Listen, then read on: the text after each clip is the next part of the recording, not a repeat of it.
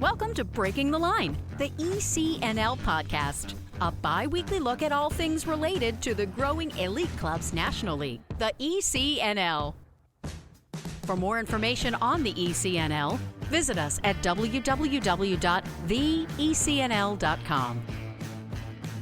Now, here's your host for Breaking the Line, the ECNL Podcast, former U.S. Soccer press officer and longtime soccer broadcaster, Dean Linke.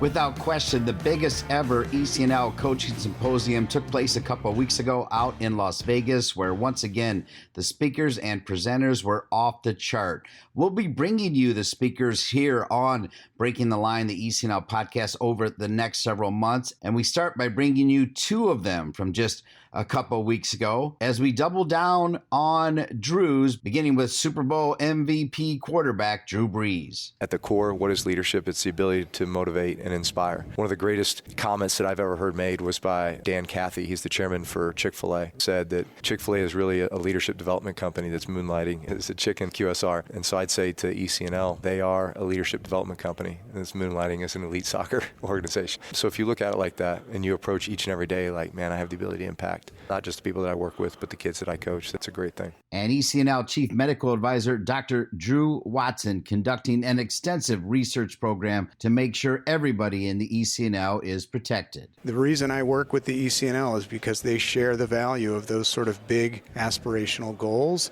and it's why I dedicate so much of my time and attention to the things that I do with the league. Drew Brees, Dr. Drew Watson on this week's Breaking the Line, the ECNL podcast. And we start with Drew Brees after this message from the ECNL. As the game continues to evolve in the United States, the ECNL remains the standard of excellence in youth soccer. The Elite Clubs National League has grown to include over 200 clubs and nearly 50,000 players across the country, with a robust competition platform for teams, educational resources for coaches and clubs, and unparalleled identification and development opportunities for players. Alongside its member clubs, collaborating to create a better future, the ECNL continues to raise the game every day. The ECNL is more than a league. Welcome back to Breaking the Line, the ECNL podcast. Once again, here's Dean. As I mentioned in the open, just 2 weeks ago, the ECNL brought you the amazing ECNL Coaching Symposium powered by U.S. Club Soccer, which took place January 16 and 17 at Circa Resort and Casino in Las Vegas, Nevada. This industry-leading educational event featured experts from around the world on a variety of subject matters, with presentations covering technical and tactical concepts, leadership and personal development, club and organizational development, and so much more. Attendees had the opportunity to collaborate with fellow leaders and coaches, share ideas and best practices, and return to their clubs with ideas to innovate and push the game forward. Over the years, the ECNL has reached outside of soccer to bring in big-time presenters, and it was no different at this event, as a key speaker was Drew Brees. Drew Brees is the 2009 Super Bowl MVP winning quarterback for the New Orleans Saints. A native of Austin, Texas, Drew Brees attended Purdue University, where he earned a bachelor's degree in industrial management from the prestigious Krannert School of Management, was a two-time Heisman finalist, and led the Boilermakers to a Big Ten championship and Rose Bowl appearance during the 2000 season. In that same year, he won the Maxwell Award as the nation's top collegiate player, as well as being named Academic All-American Player of the Year, and was a recipient of the National Football Foundation's Postgraduate Scholarship. In Brees' 5 years with the San Diego Chargers and 15 years with New Orleans Saints, he was elected to 13 Pro Bowls while being named 2004 Comeback Player of the Year, 2006 All-Pro, 2006 Walter Payton NFL Man of the Year, 2008 and 2011 NFL Offensive Player of the Year, and a Super Bowl champion and MVP. Off the field, Drew and his wife Brittany established the Brees Dream Foundation in 2003 and have contributed more than $50 million to help improve the quality of life for cancer patients and provide care, education, and opportunities for children and families in need. Drew Brees has also proudly participated in 5 USO trips, visiting Kuwait, Iraq, Afghanistan, Germany, Turkey, Dubai, Okinawa, and Guantanamo Bay. Brees currently serves on the board of directors for multiple franchise companies, C3 Bank and Pioneer Sports.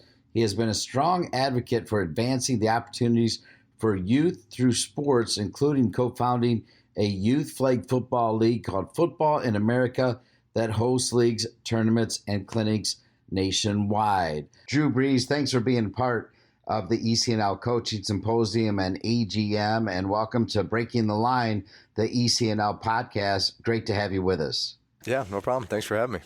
Along the way, he has crossed paths with the president and CEO of the ECNL, Christian Lavers, and Christian told us all that he thought Drew Brees would be able to make it, and indeed he did. With that, Drew, delighted to have you here, and if you're like me, I'm sure you're impressed right away with the kind of leader that Christian Lavers is. Yeah, he's one of the sharpest guys that I've been around too. And I think more so than that, you can tell he's got a heart for youth sports and continuing to advance all the benefits that provides, certainly within the realm of soccer. To have a chance to have been around him and be in strategic conversations with him just in and around youth sports and just providing, the best in class services and experiences that we can for our youth.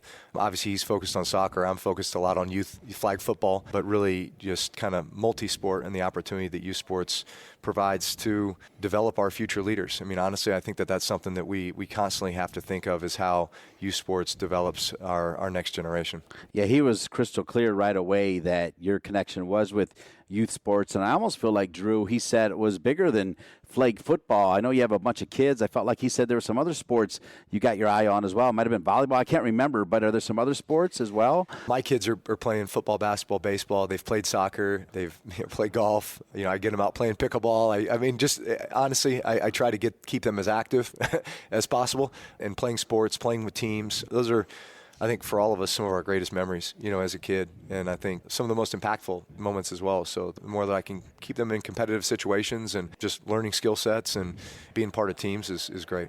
It's great to be here with Drew Brees. I got to believe a surefire NFL Hall of Famer, as he talks about the importance of leadership and youth sports. We're back with more Drew Brees as he breaks down his presentation that he gave a couple weeks ago at the ECNL Coaching Symposium and AGM. Soccer.com is proud to partner with the ECNL to support the continued development of soccer in the U.S. at the highest levels. We've been delivering quality soccer equipment and apparel to players, fans, and coaches since 1984. Living and breathing the beautiful game ourselves, our goal at Soccer.com is to inspire you to play better, cheer louder, and have more fun. Visit Soccer.com today to check out our unmatched selection of gear, expert advice, and stories of greatness at every level of the game. All right, Drew, they kind of keep me in the corner over here as it's one podcast after another, but what was your main focus of everything you had to say to the over 700 people here? What was your main message? Yeah, honestly, I think the most important thing is just the power of mentorship. Okay. I think especially for so many people in the room, whether you're a club director, you're a coach, or kind of wearing multiple hats, you're constantly in positions where you're looked at to lead. At the core, what is leadership? It's the ability to motivate and inspire and to show people that you care about them, you care about their hopes, their dreams, and you're going to do whatever you can to help them achieve those things. And certainly through the realm of youth sports, that's very applicable. But, beyond that too is, I think we look at what we're trying to develop in these kids. Yes, there's a youth sports experience that you want them to carry with them the rest of their life. Yes, there's a community engagement aspect in the way that youth sports interact with their communities.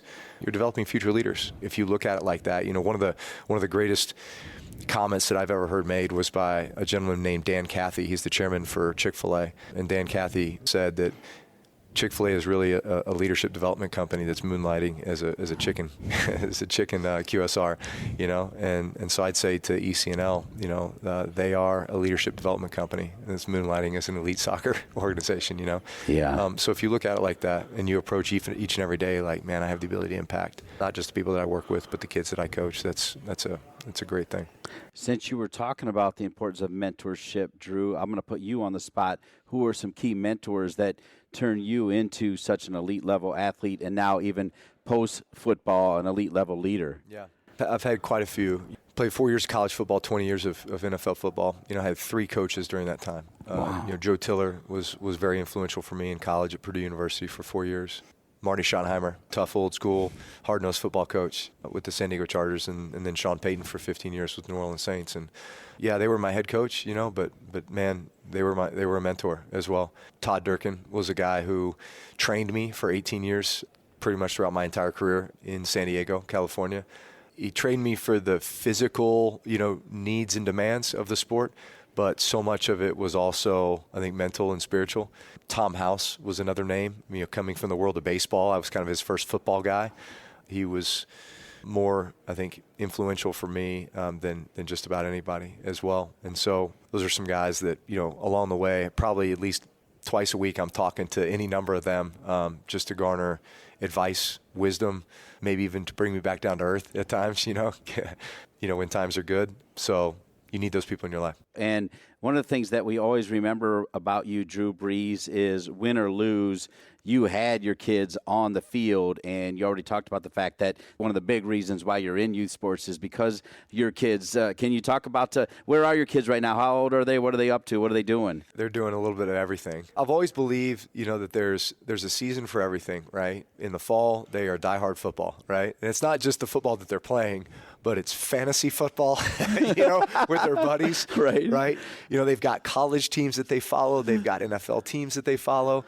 They want to get on and play like Madden, right? Sure. The video game Madden. Sure. And you can create your own teams made up of like legendary players as well. And like, honestly, I don't, as much as I want to keep them off screens, like that is one thing I appreciate in that they actually are like building teams with salary caps, but that involve players from across all generations of the game, right? So they know who, Otto Graham or Dick Night Train Lane or like, Franco Harris or like wow. They know these guys, Yeah. Which, I mean, most kids nowadays, like you would say those names, they'd be like, who? No clue, right. Yeah. So there's an appreciation for just the history of the game that comes from, just their love of it. But fall's football, typically winters is basketball, the spring is baseball, lacrosse, and then there's a little bit of other stuff mixed in there as well. It's soccer, it's track, it's pickleball, it's golf. It's basically whatever I can drag them outside to do.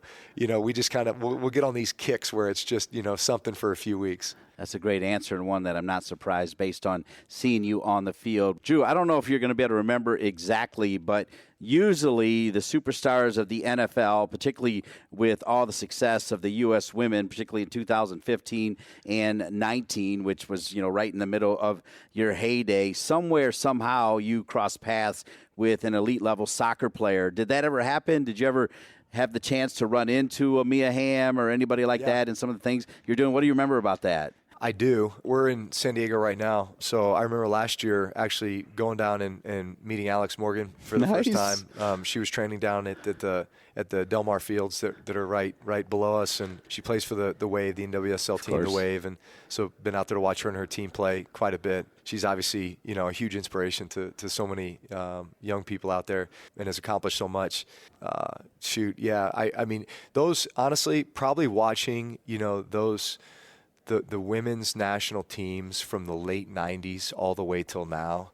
I mean, like you think about that run of just amazing women's teams competing in the Olympics, the World Cup, so many different eras and generations throughout that, I remember when, Alex Morgan was a young player and Abby Wambach was kind of like, like the face of the team, Absolutely. The leader, and then all of a sudden, like the young one becomes, kind of the superstar, and it's that evolution of like what happens on every team, right? You kind of start off as maybe kind of the young up and comer, maybe the role player, and all of a sudden you become the starter, and now all of a sudden you're the captain and the star, and so that generation of soccer has been pretty special. Everybody that knows you knows you've always carried yourself in the most professional manner, and you've already said that you recognize that the ECNL is at a different level. I respect you saying that. I love the fact that the listenership for this podcast is growing, Drew, and I love that it's growing with the actual players. So you know what it takes to become one of the best, right? I mean, I figure that you're going to be in the Hall of Fame. You maybe already are. Are you already? Have you already? No. Okay. All right. You're going to get there. I know that.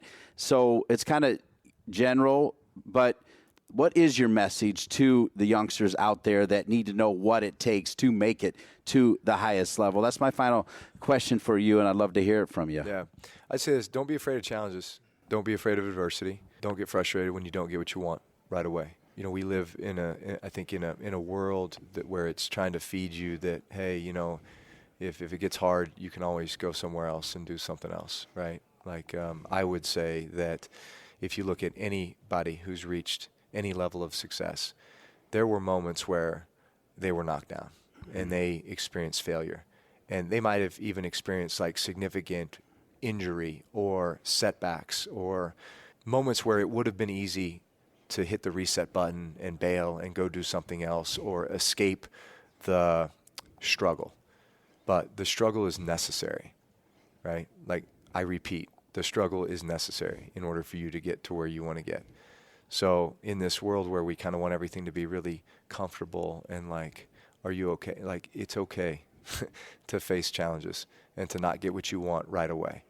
It's okay to really have to work your butt off for something and maybe even feel like your dream's being ripped away from you, because that's just going to develop a sense of gratitude and appreciation for when you do accomplish what your ultimate goal is. Brilliant answer. I encourage everyone listening to check out the Drew Brees story, because he had real life struggles, real life injuries, and came out on the other end as a Super Bowl MVP. And as I said, I think a surefire Hall of Famer. Drew Brees, I know you had a busy schedule. We promised 10 minutes. We're right at 10 minutes. Thank you so much for being on the ECNL podcast. Yeah, great to be with you. Thanks. All right, the great Drew Brees, as we double down with Drew's coming up. Chief Medical Officer for the ECNL, Dr. Drew Watson, after this message. From athletes just starting to turn heads to some of the best athletes to ever play their games, Gatorade shows that they are the proven fuel of the best. For the athletes who give everything, nothing beats Gatorade, the studied, tested, and proven fuel of the ECNL.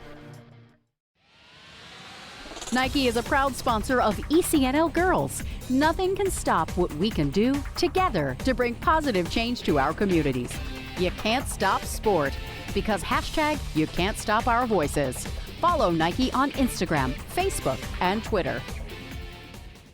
Welcome back to Breaking the Line, the ECNL podcast. Incredible evergreen material around the amazing 2024 ECNL Coaching Symposium and AGM held in Las Vegas, where their list of speakers was unbelievable. And over the next few weeks, you'll hear from all of the speakers right here on Breaking the Line, the ECNL podcast, and that will include a repeat visitor, one that we always enjoy talking to. That's Dr. Drew Watson, who is the ECNL medical advisor. He is an associate professor in the departments of orthopedics and rehabilitation, pediatrics, and kinesiology at the University of Wisconsin School of Medicine and Public Health, and a team physician for Badger Athletics. He is board certified in pediatrics and sports medicine, serves as the head team physician for Forward Madison FC, and earned his U.S. Soccer A license in 2001. He also directs the University of Wisconsin Human Performance Lab, conducting research in both pediatric exercise, physiology, injury prediction, and the impacts of injuries on well-being and mental health in youth and collegiate athletes. And Dr. Drew Watson, welcome back to Breaking the Line, the ECNL podcast. Thanks, Dean. It's always great to talk with you.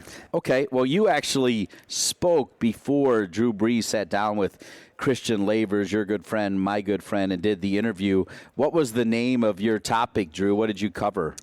Yeah, so I talked about the ways that we're going to be trying to expand research within the operations of the ECNL. And what I talked about today was specifically some of the things that we're building out to try and prevent injuries within our operations in the league, as well as ways that we're going to start integrating and embedding research into the league to try and address mental health issues in athletes. Okay, so you are not slowing down on an issue that we can't slow down as it relates to mental health, and it's not going to slow down because we still have these ridiculous phones and all of these social media platforms. Not that that's the only reason, but none of it helps, right? Yeah, I think this is going to be, unfortunately, an issue that we're dealing with for a long time. Last year when I was here, I sort of laid some of the groundwork about where athletes are from a mental health standpoint as we're emerging out of COVID. And this year really tried to talk about that, but talk about ways that we're going to try and help the athletes within the ECNL, some of the programming that we're going to try and do to not only get a sense of what the state of the league is for our players and, for that matter, for our coaches with respect to mental health issues, so that we can identify the groups that seem to be the greatest risk, and so that we can identify the risk factors that we can potentially intervene to reduce. And so this is a really big undertaking. It involves surveying athletes multiple times a year in terms of things like anxiety and depression, post-traumatic stress, quality of life, a whole host of potential risk factors for those sorts of issues, and then leveraging that information to develop interventions that we can deliver back to players and figuring out if the things that we do are working. This is really, to me, sort of the idealized research program, is to have access to the sort of players we interact with in the ECNL, but to actually be able to evaluate whether the things that we do to help them actually makes a difference, and to continue to develop an iterative and kind of self-sustaining and evolving research program that just becomes part of the way that the ECNL operates. Wow, that's fantastic, and it's real because clearly you're sending out through these surveys and everything you're doing with the programming trigger points that then allow you to say, we need to do an intervention here. When it gets to that point, how does that work? Does it include you? Does it include the club? Who gets involved? Yeah, I think the most important point about this that I tried to drive home right at the end of the discussion this morning was that all of this is truly collaborative, right? The ECNL exists to serve its members, and all of the things that we do from an athlete health and performance standpoint are really intended to deliver information to clubs, interventions to clubs that they can leverage to help the players that they serve.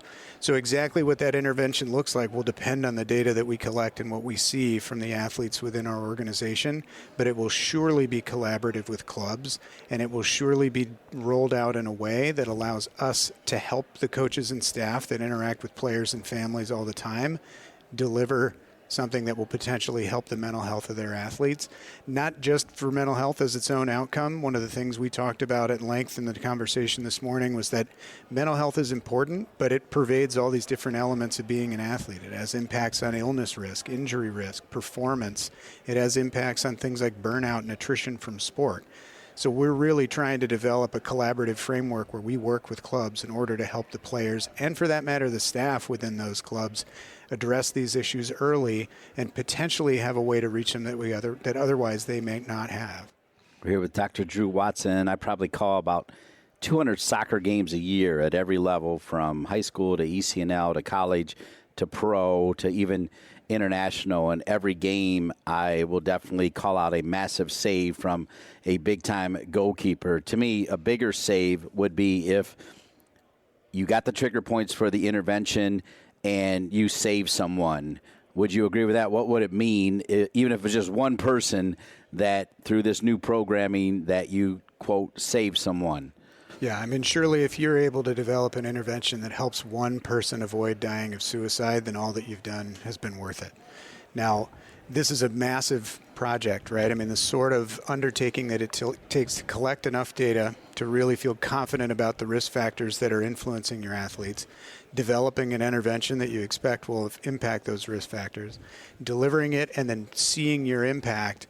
That's a very long process, and I don't want to say that we're putting anything off, but just setting the table that this is a massive undertaking that we expect to be part of what we do in the league for years. But if you do it right, and you really collect the right data and you really make the right decisions about how to evaluate the impact that you have, then you really are probably making a big difference in the way that players who interact with the ECNL are affected in terms of their mental health, potentially identifying players who might not otherwise have sought care, potentially even giving them resources they can use to not only identify that they have an issue, but seek the care that they might need in order to address it. I love listening to you because you always say kind of key words, and you said massive undertaking, and I think back to the early days of ECNL, just forming this league and hearing the stories about Christian Lavers and Doug Bracken writing things down on a napkin. And now here we are today at the ECNL Coaching Symposium with 750 ECNL coaches or director of coachings or CEOs. I mean, a lot of important people. I'm not quite sure when you entered the fray, Dr. Watson, but I know you're really, really smart. I mean, it is amazing how much this league has grown. Can you touch on that? Yeah, one of the kind of overarching themes I tried to really drive home in the talk this morning was that I individually find extraordinary value in big aspirational goals. I talked about a couple ways that ripples through my life personally, but that clearly aligns me with the ECNL. The idea that you could start out in 2009 with, I think, like 40 clubs and say something like, we're going to become the best youth soccer organization and league in the world. I mean, it's almost outrageous on its face, but those sort of big aspirational goals, I think, are so important because they put a stake in the ground and they allow you to be accountable to do the work along the path to reach the goal you're trying to get to. That is, to me, exactly what we're talking about from this research program. We're talking about building out the sort of research infrastructure that really doesn't exist within youth sports in order to make impacts on young athletes that, in my opinion, really haven't been done. That's a really big deal. It's going to be a ton of hard work. It's going to sort of change its shape and its format over time. But saying it out loud and saying this is what we're going to do and this is what we're going to start delivering to the clubs and the ways that we're going to try and help, that really is the first step toward doing something big and very aspirational. And the reason I work with the ECNL is because they share the value of those sort of big aspirational goals, and it's why I dedicate so much of my time and attention to the things that I do with the league. A double dose of Drews. We'll be back with our final segment with Dr. Drew Watson after this message from an ECNL sponsor. The ECNL is pleased to announce Quick Goal as the official goal provider and partner for ECNL Girls and ECNL Boys, a new partnership created to support the growth and development of the country's top players, clubs, and coaches. At all national events, including national playoffs and national finals, the Quick Goal Coaches Corner will provide hospitality and social space for ECNL Girls, ECNL Boys, and collegiate coaches. Quick Goal will also be the presenting sponsor of the National Championship winning ECNL Girls and ECNL Boys Coaches of the Year and the ECNL Girls and ECNL Boys Goals of the Year. Quick Goal looks forward to helping the ECNL continue to elevate the standards of youth soccer and provide more opportunities to players on and off the field in the coming years. Dr. Watson, you have presented multiple times at the ECNL Coaching Symposium and AGM.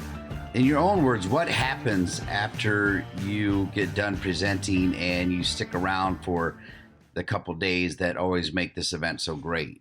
Just as in last year, after I gave a talk here, I've been sort of stopped and had conversations with a ton of people since then, just in the hallways or outside of the meeting area, because I think it touches on a lot of their experience and they're really interested in ways to participate and contribute to what we're doing. And that, I think, is just the indication to me that we're on the right track, that this collaborative effort has all the sort of pieces laid out to be successful, because clubs are recognizing how vitally and important it is to address things like injuries and mental health issues, and they're really motivated to do it. And so hopefully by cooperatively working with the resources that, I and my lab are able to bring and the league is able to provide and the clubs are able to bring, that is sort of the perfect situation to try and develop something that really hasn't been done before. As you think about some of those constructive sidebars that happened after you spoke, was there a certain topic or tone that kind of sums up some of the meetings that you had? You know, it's interesting. I would say one of the last slides I had up there was just this audience poll where I had laid out, I think, 7 or 8 different possible research areas that we could dedicate our time and our energy and our resources to as a league to try and get a sense of what are the priorities for coaches and clubs. And among those, I mean, it was a list that included everything from injury prevention to exercise physiology to nutrition. But the 2 that were the most popular among the people that were watching the talk that they wanted us to spend time researching were mental health and sports psychology. So I think that, and then the conversations that I had with people afterwards that are all sort of about how can we help players with mental health issues? How can we as coaches be better equipped to help athletes with mental health issues? To me, just sort of demonstrates the motivation that they have to help and the recognition that this is going to be a pervasive issue for years to come. We're here with Dr. Drew Watson. I do want to go back to kind of that heavy comment and question that I talked about, saves and if we just save one person. But if you could give us, maybe 3 to 5 things that you should be looking for or that you want the clubs to be looking for to identify someone that might be in need of an intervention, what are some of those key points? Yeah, I mean, I think for me, what is one of the toughest things to do when you are a youth soccer coach that interacts with athletes in sort of the midst of recognizing that we continue to be in a mental health epidemic, is it can be kind of overwhelming to imagine that a player is going to come to you with an issue and feeling like you don't know how to handle it or feeling that you constantly need to be on the lookout for things. But to me, the reality is that the biggest thing that we can do as soccer coaches interacting with athletes is simply lay the groundwork to have conversations with them about how they're doing, to create a space where it's normal for them to talk about the issues that they're having, whether they want to discuss it in a group or privately, and that you don't necessarily have to be an expert in this area to help somebody. What you really need to do is care, and if you care enough, you'll figure out a way to help. One of the things that I pointed at during the talk, the conversation you had with Ralph Richards about the most recent one about sort of navigating the psychological issues that his team was really confronting when they were the defending national championships and how simply having conversations with them facilitated addressing all of the things in and out of soccer that were impacting them so significantly and really was an integral part of their path to being defending and repeat national champions. And one of the things I talked about last year that I think maybe allows a greater degree of comfort and helps coaches feel equipped. We all the time as clubs develop relationships with physical therapy offices, for example. So when a player comes to us with an injured knee or a soft tissue injury or whatever, we know exactly where to send them if it's something that we don't feel like we can handle. We can set up the exact same relationship with sports psychology offices. ECNL athletes are what every sports psychologist wants to have as their patient group.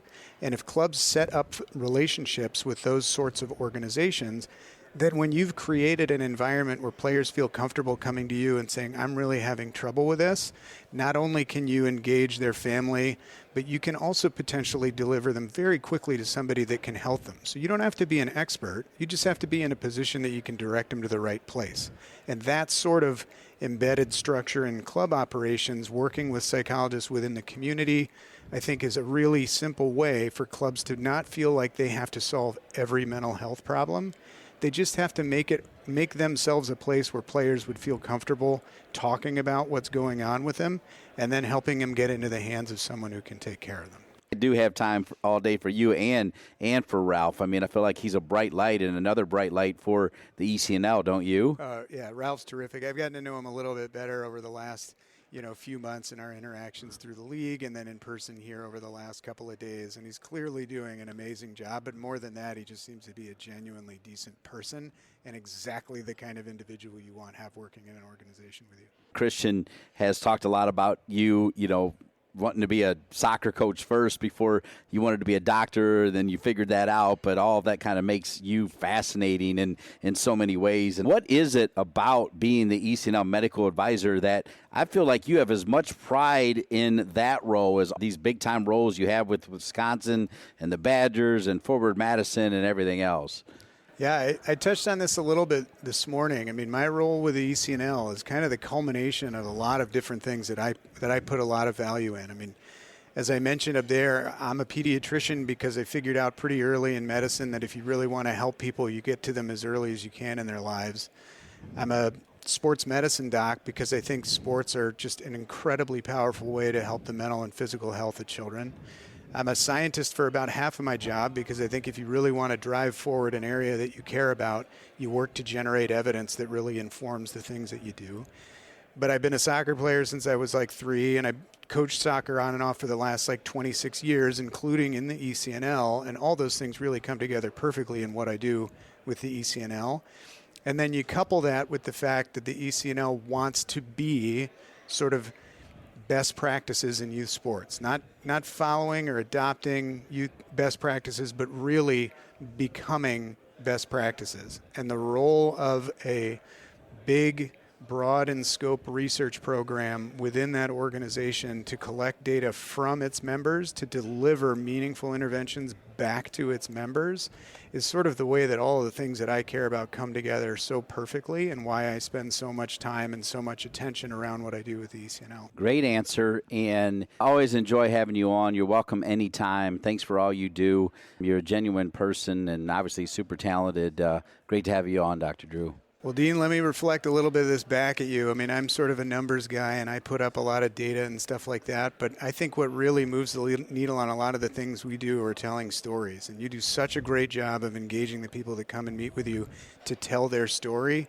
I think that is as impactful or more so than anything else that I'm doing within the league. And so I'm really grateful to have the opportunity to talk with you every time I do. And I really am appreciative of all you do to try and give voices to the folks working within the ECNL. That means the world to me because I love hearing stories from great people and sharing them. So thank you so much. Yeah, my pleasure. Dr. Drew Watson, following up Drew Brees. What a great show. I want to thank all the great people at the ECNL. Especially want to thank Ashley Willis, Blaine Fink, Andrea Wheeler, Ryan Bothman, all the great people that helped me at the ECNL Coaching Symposium and AGM and helped me each and every week. In fact, for each and every one of you, as well as my producer, Colin Thrash, I'm Dean Linke. We'll see you in 2 weeks for another edition of Breaking the Line, the ECNL Podcast. Thanks for listening to Breaking the Line, the ECNL Podcast. For more information on the ECNL, visit us at www.theecnl.com. And if you have a suggestion for the show or a great idea for a guest, please email us at info@theecnl.com. Breaking the Line, the ECNL Podcast is an ECNL production. ECNL, more than a league.